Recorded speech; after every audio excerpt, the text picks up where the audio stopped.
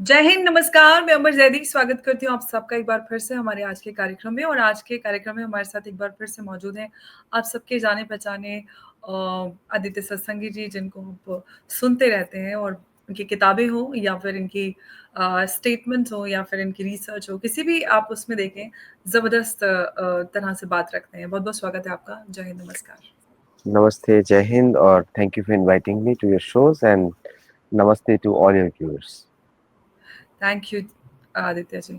आदित्य जी, जिस तरह से हम देख रहे हैं कि इंडिया और अमेरिका के बीच जो ट्रेड वॉर हुआ, उसके बाद से एक सिचुएशन ऐसे क्रिएट हो गई है, खासतौर से डोनाल्ड ट्रंप को की जो ये ट्रेड पॉलिसी रही, उसको लेकर ये कहा जा रहा है कि जो एक चेंजिंग ग्लोबल वर्ल्ड ऑर्डर का प्रोसेस था, उसको कहीं ना कहीं उन्होंने स्पीड अप कर दिया है। और ये आप स्क्रीन पे आप देख पा रहे होंगे कि India and China are creating alternative payment system now that could be a powerful geoeconomics challenge to the US.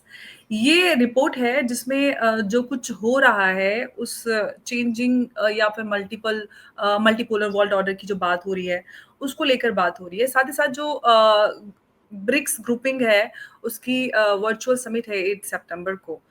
तो जो चाइना और अमेरिका इंडिया को लेकर ये रिपोर्ट्स आ रही हैं, और जो मल्टीपोलर वर्ल्ड ऑर्डर को लेकर अमेरिका परेशान है, खासतौर से प्रेसिडेंट ट्रम्प की पॉलिसी के बाद, इन सारी चीज़ों को लेकर आप इन सारी चीज़ों से एग्री करते हैं, जो कुछ बदलाव बहुत तेज़ी से हो रहा है? बड़ा नॉर्मल है बदलाव होना, क्योंकि हुँ, देखिए क्या है कि अमेरिका ने पूरी दुनिया को लूटा है।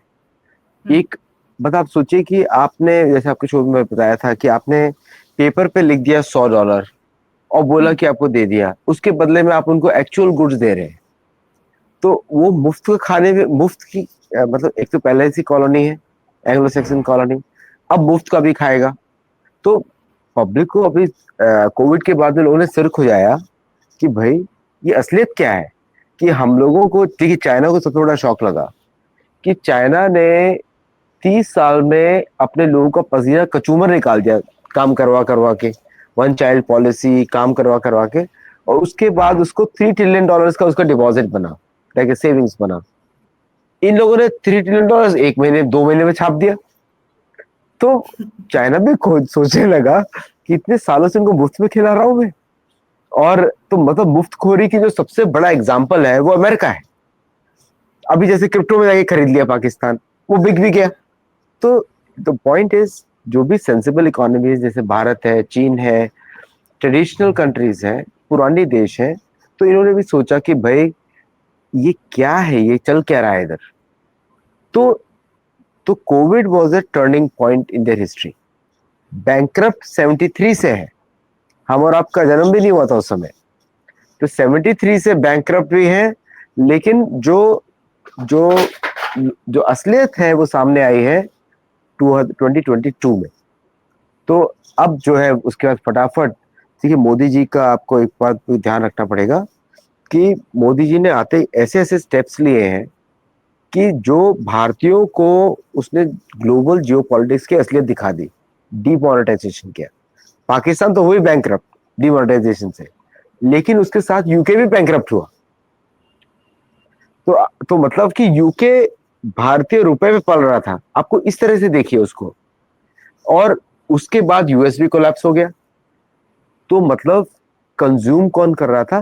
देखिए क्या है कि आप अपने स्टॉक मार्केट्स में वैल्यूएशंस करके, करेंसी प्राइसेस करके मैनिपुलेशन कर सकते हैं, लेकिन जो real economy on the ground है, गेहूं खरीदना, चावल खरीदना, खेती बाड़ी करना, ये रियल इकोनॉमी है। तेल की इकोनॉमी भी आर्टिफिशियल है, क्योंकि उसमें आप कुछ इन्वेस्टमेंट नहीं कर रहे other than the extraction of the oil, लेकिन सब कुछ तो भूमि दे रही है।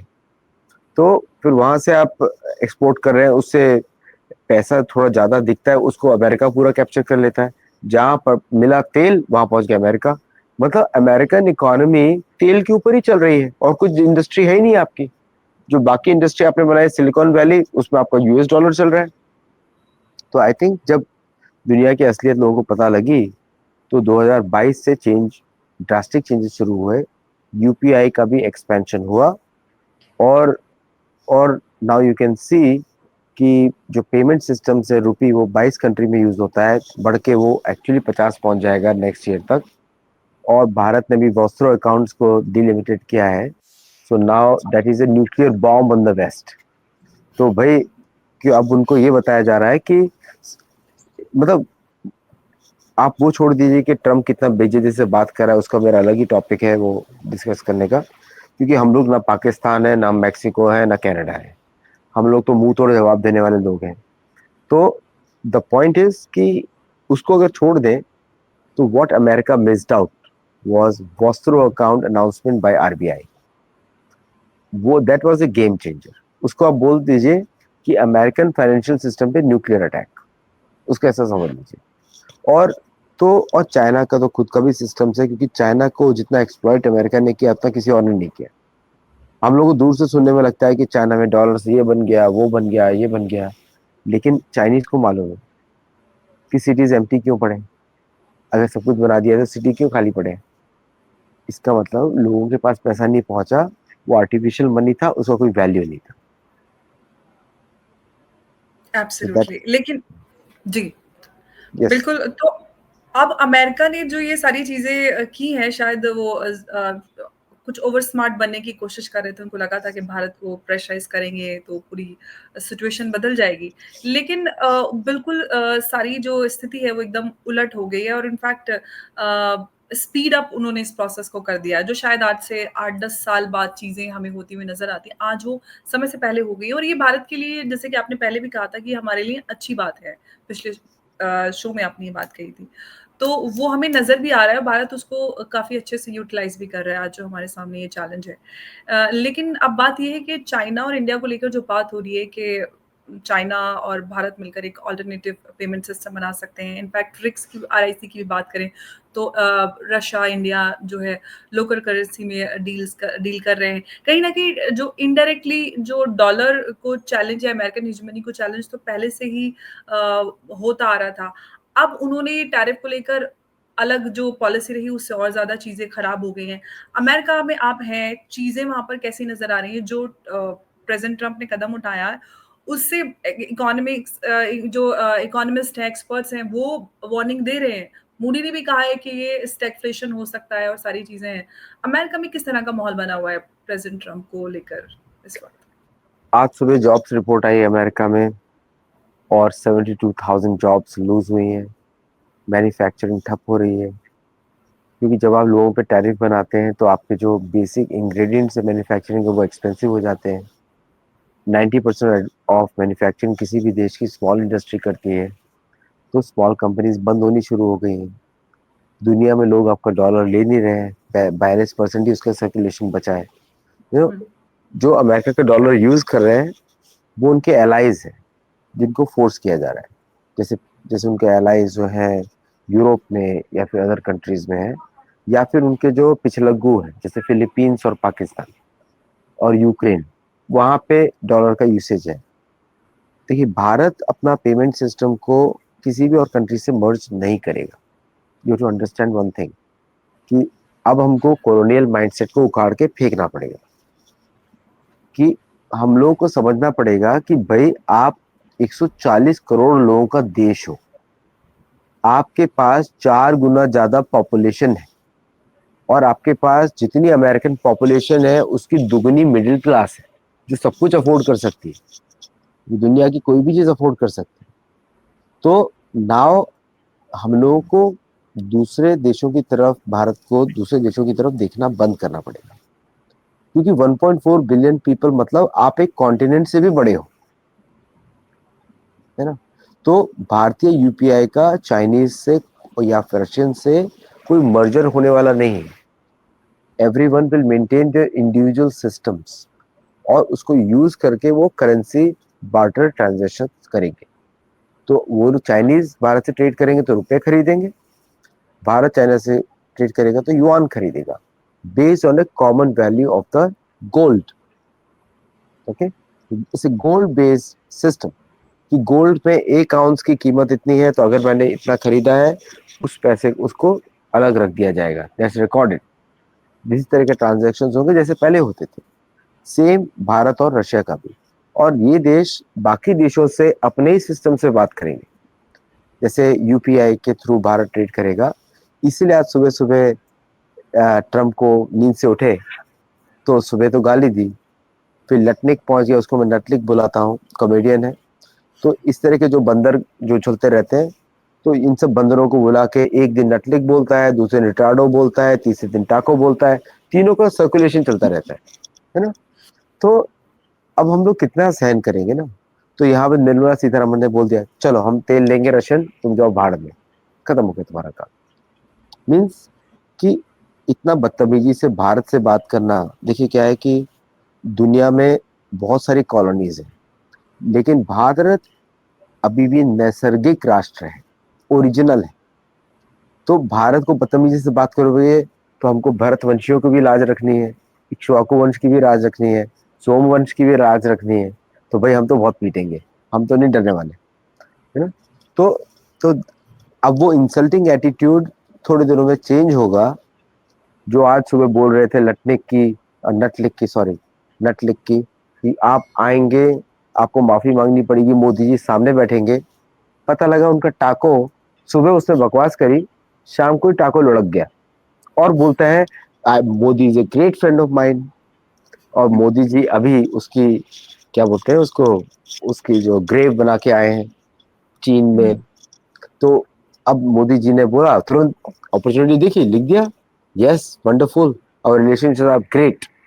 मतलब आप गाली जारी रखो, हम अपनी तरफ से अपना काम करते रहेंगे, क्योंकि हमारा काम दूसरा है, हमको अपनी लकीर बड़ी बनानी है, आपकी लकीर छोटी नहीं करनी है।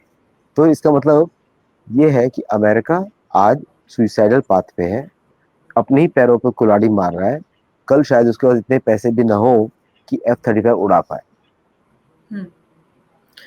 वो तो नज़र आ रहा है क्योंकि किस तरह से अमेरिका का जो पूरा सिस्टम हिला हुआ है इस वक़्त, तो काफ़ी परेशान है। लेकिन समझ में बहुत कन्फ्यूज़िंग लग रहा है अमेरिका की तरफ से। एक तरफ भारत को को लेके स्टेटमेंट्स दिए जाते हैं, पीटर नेवेरो और इस तरह के लोग जो 3, 4, 6 लोग आ गए हैं।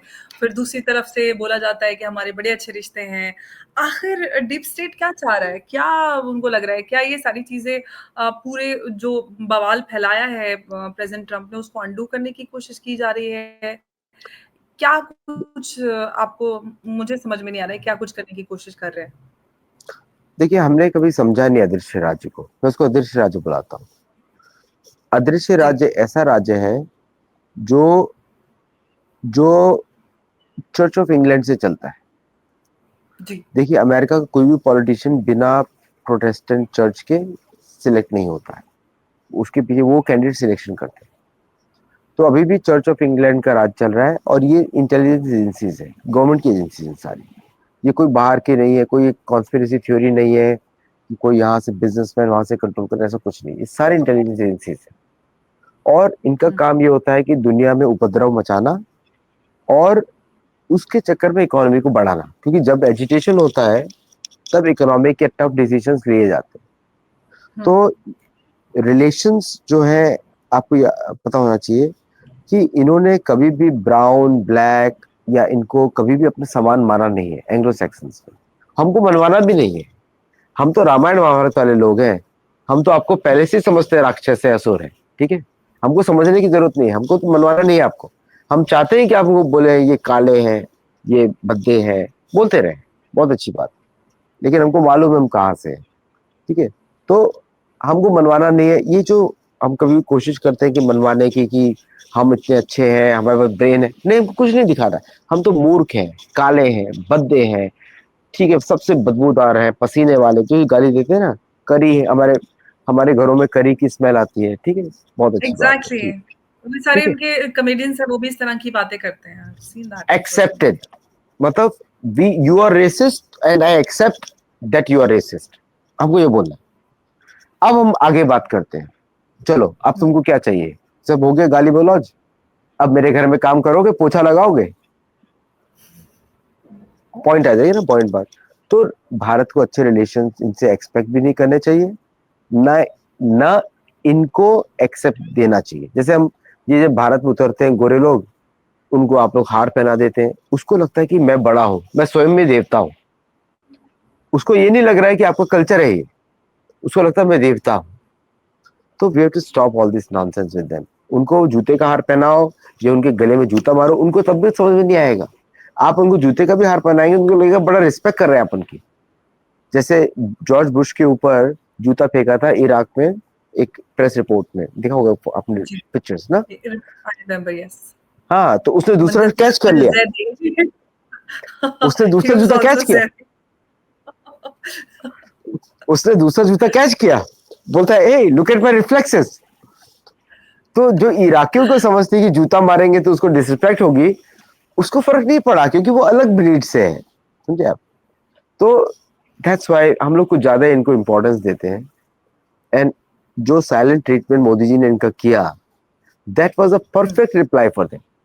तुम फोन बदल बदल के, मतलब ऐसा हो गया कि जैसे कोई प्रेमिका हो, बिछड़े में फोन करिए भारतीय प्रधानमंत्री को। अभी भी मोदी जी को बुला रहे थे कि आ जाओ यूएन में, तो ये तो मोदी साइलेंट ट्रीटमेंट कर मतलब दिया, मतलब आपने ये बात बोली, कल मैंने एक प्रोग्राम में यही बात बोली थी, जिस तरह की ट्वीट्स कर रहे हैं एससीओ को लेके, जिस तरह से प्रेसिडेंट ट्रम्प ने ट्वीट की, एकदम जैसे कि एकदम ब्रेकअप के बाद क्रिप्टिक पोस्ट आती है, बिल्कुल वही बना हुआ है। काफी मेच्योरिटी उनकी ट्वीट से नजर आ रही है। ट्रोल कर रहे हैं एट द डिप्लोमेटिक लेवल। वो तो पुतिन और चाइनीज और तीनों बैठ के यही तो हंस रहे होंगे कि did you get troll from Trump? Oh yes, I also got trolled from Trump. Did you get trolled from Trump? Yes, I got trolled from Trump. मजाक बना दिया है अमेरिका का। तो और ये एक्सपेक्ट करते हैं भारतीय प्रधानमंत्री पहुंच जाएगा। तो तो दे आर टोटली कंफ्यूज्ड। पहली बात तो भारत पे आक्रमण नहीं कर सकते, इनकी वो भारत ने जो मिलिट्री एज है ना वो छीन लिए। तो अब आपने देखा ही होगा कि 22 मिनट में किस तरह हमने जी, पाकिस्तान में आलू बमों को उड़ाया था उस समय। तो अब जी, अब इनकी जो आलू बम वाली कैपेसिटी भी चली गई है, थ्रेटन नहीं कर सकते। तो वो 1971 नहीं है, निर्मला सीतारमण ने बोला उनको कि 71 नहीं है भाई, हम बहुत आगे निकल चुके। तो अब अमेरिका को ये देखना पड़ेगा कहीं भारतीय न्यूक्लियर सबमरीन अटलांटिक में ना हो, है ना, कहीं भी घूम सकती है। So that's why I think the reality is dawning on them कि अब हम भारत को नचा नहीं सकते। जैसे आज बिल्कुल। सुबह इन्होंने ये थ्रेटन किया भारत को थ्रेटन किया कि हम ऑफशोर के सारे कॉन्ट्रैक्ट कैंसिल कर देंगे, इनके लॉरा लूमर और एक पता नहीं क्या क्या जोकर्स, इनके सारे सारे मतलब ट्रम्प ने चुन चुन के चुना कि are you the racist number one? बोला हाँ, ओके, इन द कैबिनेट।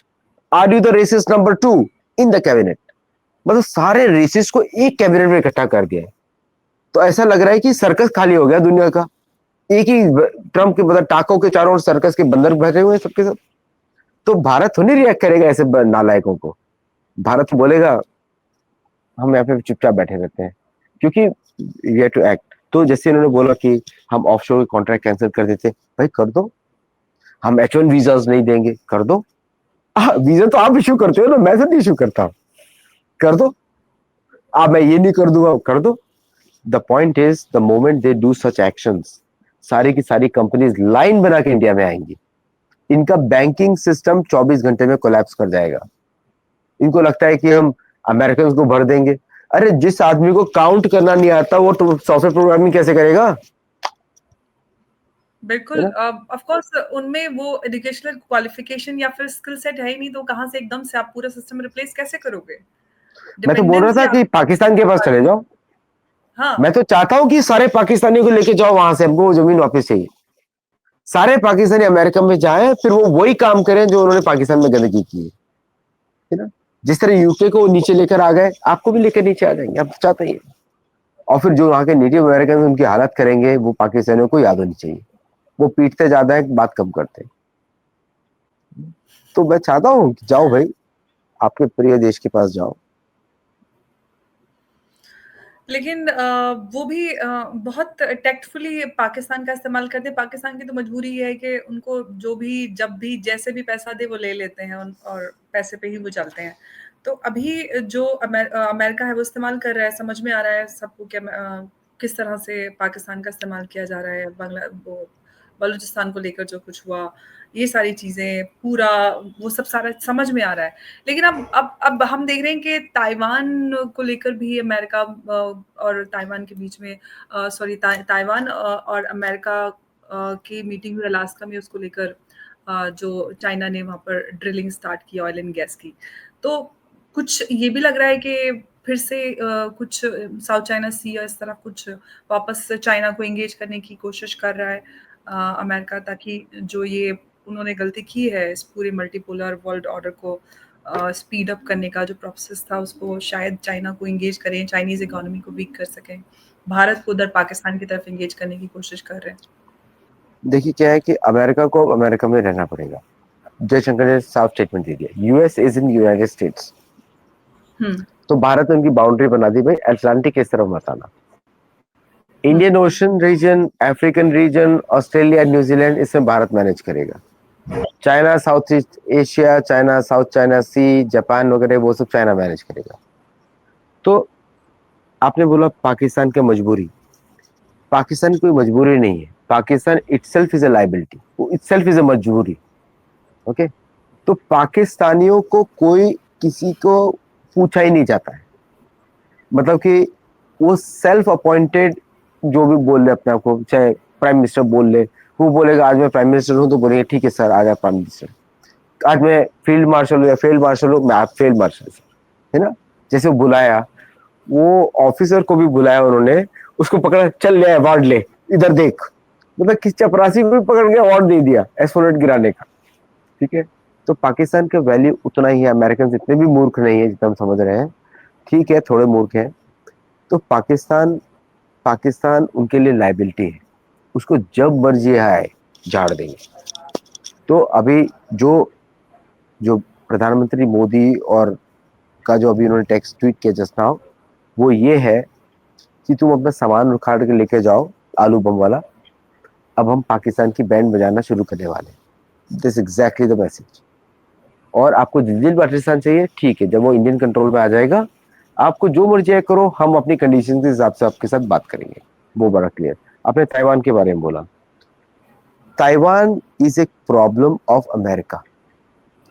जैसे कश्मीर पाकिस्तान के गले में फंसी हुई मछली की हड्डी है, उस तरह ताइवान भी अमेरिका की गले में फंसी हुई मछली की हड्डी है। उसी तरह नॉर्थ कोरिया भी गले में हड्डी है। अब जब डॉलर चला जाएगा, तब ये सारी प्रॉब्लम्स वापस वहीं पे चली जाएंगी जहां पर वो शुरू करवाई गई थी। ठीक है, इंक्लूडिंग ताइवान। तालिबान भी अब हिंदू मंदिरों को खोलने वाला है। ओके, ड्रास्टिक चेंज हो गया ना। तो ये सारा जो प्रॉब्लम्स था अमेरिकन डॉलर की वजह से था। और जो that is the only American export made in USA is just that green bill. वो कपड़े का होता है, वो पेपर का नहीं होता, कपड़े से बनता है वो। तो वो जो डॉलर है वाज द ओनली एक्सपोर्ट।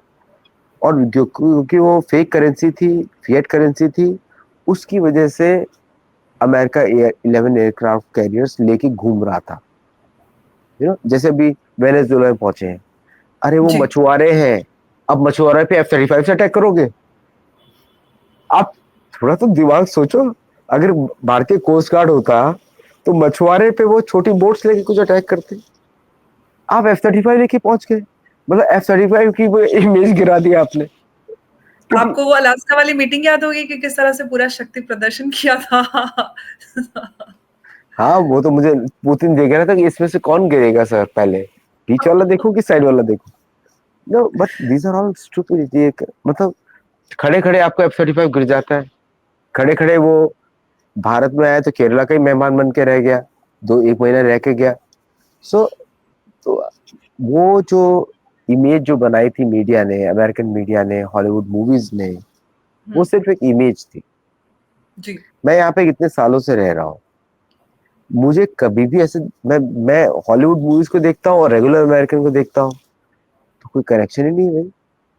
वो मूवीज का डायलॉग बोलता है और रियल अमेरिकन तो कुछ और ही बातें करते हैं। तो अभी भी जैसे आपने इकोनॉमिक के बारे में पहला क्वेश्चन पूछा था, 40% महंगाई है हर चीज में। ओके, 40%, मतलब 40%। जैसे आपके अभी तो उधर तो टैक्स जीएसटी है, यहाँ पे कोई भी प्रोडक्ट जो अगर 3 साल पहले 1 रुपए का था, अभी वो 1 रुपए 40, 1.4 का है। तो इतनी महंगाई में किसी भी अमेरिकन को 3-3 4-4 जॉब्स करनी पड़ेगी। अब तो जॉब्स भी जा रही है। तो इन लोगों को इकोनॉमी मैनेज करना नहीं आता। मेरा आपसे विनती है, आपके दर्शकों से विनती है कि भैया अमेरिका में इकोनॉमिक्स मत सीखना प्लीज। नहीं तो बेटे तुम वो तुम्हारा फ्यूचर बर्बाद हो जाएगा, क्योंकि कहीं अनएम्प्लॉयबल रहोगे हर जगह। बिल्कुल, इकोनॉमी सीखनी है तो भारत में रहकर ही सीखी जाए, क्योंकि भारत की इकोनॉमी स्टेबल है और फास्टेस्ट ग्रोइंग है।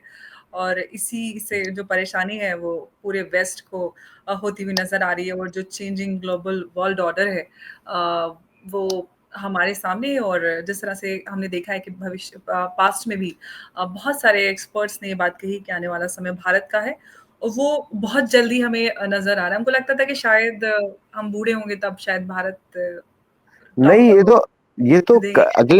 मैं आपको बता रहा हूँ, कभी ऐसा होगा कि अमेरिकन प्रेसिडेंट आएगा टीवी पे, बोलेगा sorry sir the experiment is over, bye bye, और कुछ नहीं बोलने वाला, है ना। क्योंकि वो सब कुछ ट्राई कर चुके हैं, अब फ्रस्ट्रेशन नज़र आ रहा है। और भारत जिस तरह से उनको हैंडल कर रहा है ना, ये एकदम माइंड ब्लोइंग है। उनका कोई रिएक्शन नहीं आ रहा है और वो एकदम और ज़्यादा बौखलाते जा रहे हैं। अब देखते हैं कि हमको कोलोनाइजेशन के चक्कर में कभी सिखाया ही नहीं गया कि इनका वास्तविक इतिहास। जी, 17वीं शताब्दी में, 16वीं शताब्दी में 2 अंडे 2 ब्रेड के लिए अपनी पत्नी को बेच देते थे ये लोग। इनकी एब्सोल्युटली। महिलाएं बड़ा बड़ा हैट पहनती थी ताकि कोई ऊपर आदमी बैठ के गमले के छेद से कुछ करना दे इनके सिर के ऊपर। ओह गॉड! तो इतनी तो गंदा हमको सिखाया गया, और हमको सिखाया गया छुरे कांटे से खाओ क्योंकि हाथ बहुत गंदे हैं। हम तो हाथ से खाते हैं, हमारे हाथ साफ रहते हैं। एग्ज़ैक्टली, तो हम तो साफ-सुथरे लोग हैं, सिविलाइज़्ड लोग हैं, सिविलाइज़ेशन से आते हैं, कोल्ड डेज़ तो ऑफ कोर्स ये इधर इनके डिफरेंस है। पास सिविलाइजेशन नहीं है। अभी जैसे एक साधु गए थे अमेरिका में, आए पूछे, हुँ, किसी ने बोला अकॉर्डिंग टू वेस्टर्न सिविलाइजेशन। बोला कहाँ सिविलाइजेशन, तुम गाय का दूध पीते हो, मक्खन खाते हो, दही खाते हो, उस गाय को मार देते हो, इसको सिविलाइजेशन नहीं बोलते, ये दरिंद्री भी बोलते हैं हमारे यहाँ पे। तो एब्सोल्युटली। द पॉइंट इज, कभी भी सिविलाइज नहीं थे, कभी भी इनका इकोनॉमी नहीं था। ये सब लूट चोरी के माल पे रहने वाले लोग। जी, बिल्कुल। आदित्य जी, बहुत-बहुत धन्यवाद आपका थैंक हमारे यू। साथ इस इंटरेस्टिंग चर्चा में जुड़ने के लिए। आपकी जो पॉइंट्स होते हैं बहुत ही ज़बरदस्त होते हैं, बहुत मज़ा आता है लोगों को। बहुत लोग लगातार रिक्वेस्ट करते रहते हैं कि आदित्य जी को रेगुलर बुलाइए। मैं कोशिश थैंक करूँगी यू। कि आगे से और ज़्यादा फ्रीक्वेंटली बुलाऊँ आपको। बहुत-बहुत धन्यवाद आपको। धन्यवाद, नमस्कार, जय धन्यवाद। हिंद। नमस्कार, जय हिंद।